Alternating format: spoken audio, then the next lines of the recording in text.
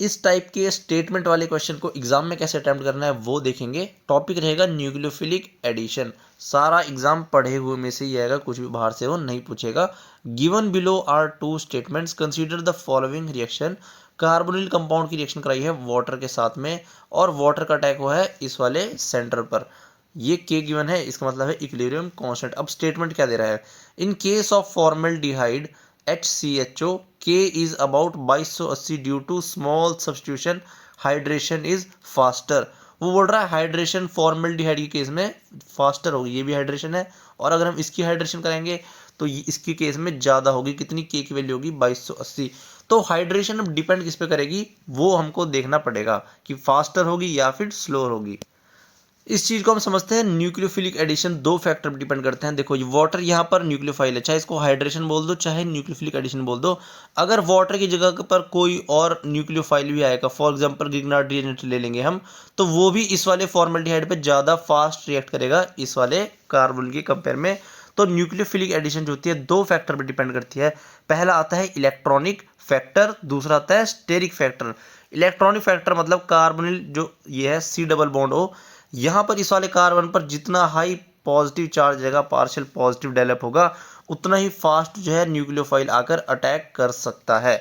ये होता है इलेक्ट्रॉनिक फैक्टर।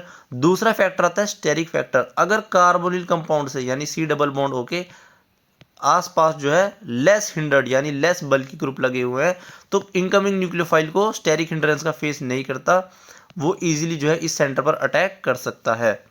तो फॉर्मल्डिहाइड के केस में वही बोल रहा है, in the case of formaldehyde K is about 2300 due to small substituents.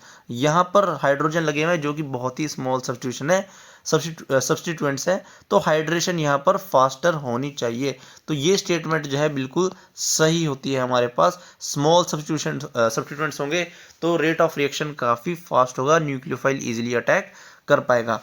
अगर हम सिर्फ स्टेरिक फैक्टर ही पढ़ के जाएंगे, इलेक्ट्रॉनिक फैक्टर हमको एक्सप्लेनेशन नहीं पता होगी इसकी, तो सेकंड स्टेटमेंट में हम गड़बड़ कर सकते हैं। In the case of trichloroacetaldehyde, यहाँ पर C डबल बॉन्ड हो और इस कार्बन पर 3 क्लोरीन लगे हुए हैं, K is about 2000 due to -I effect of Cl। अगर हमने सिर्फ स्टेरिक फैक्टर पढ़ा और हम देख लेंगे कि यार यहाँ पर तो 3 क्लोरीन जो है स्टेरिक हिंड्रेंस को इंक्रीज कर रहे होंगे, तो रिएक्शन का रेट कम होना चाहिए, ये हमारे पास गलत स्टेटमेंट है और हम इसको गलत मार्क कर देंगे। -I इफेक्ट लगेगा, इलेक्ट्रॉन डेंसिटी को पुल करेगा, यहाँ पर पार्शियल पॉजिटिव काफ़ी ज़्यादा डेवलप होगा, तो इनकमिंग न्यूक्लियोफाइल यानी जो वाटर है वो इजीली अटैक कर पाएगा। और के इक्विलिब्रियम कांस्टेंट की वैल्यू 2000 होगी, जो कि रीज़न क्या है, -I इफेक्ट ऑफ क्लोरीन बहुत ज़्यादा रहेगा क्योंकि 3 क्लोरीन लगे हुए हैं।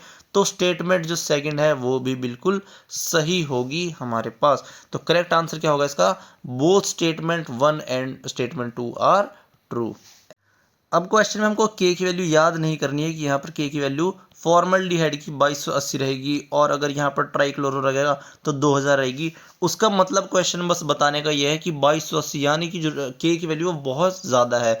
अगर वो 2500 दे देगा तब भी उसका यही बताने का मतलब होगा। यहाँ पर उसने 2000 दी है, इसका मतलब वो बताना चाह रहा है कि यहाँ पर भी रेट ऑफ रिएक्शन काफ़ी ज़्यादा है। इसका ये मतलब नहीं है कि आप सबकी इक्विलिब्रियम कांस्टेंट वैल्यू रट के जाने लग जाओ एग्जाम के लिए, बस वो बता रहा है ज़्यादा है या कम है। अगर वो बोलता के की वैल्यू है 150 तो हमको समझ आता है इसकी फास्टर है इसकी स्लोअर है, तब हम उस हिसाब से रीज़न ढूंढते हैं। लेकिन यहाँ पर क्या बोला है, इसकी भी काफ़ी ज़्यादा है और इसकी भी काफ़ी ज़्यादा है। तो क्वेश्चन अच्छा था काफ़ी। ऐसे ही और क्वेश्चन के साथ मिलते हैं नेक्स्ट वीडियो में।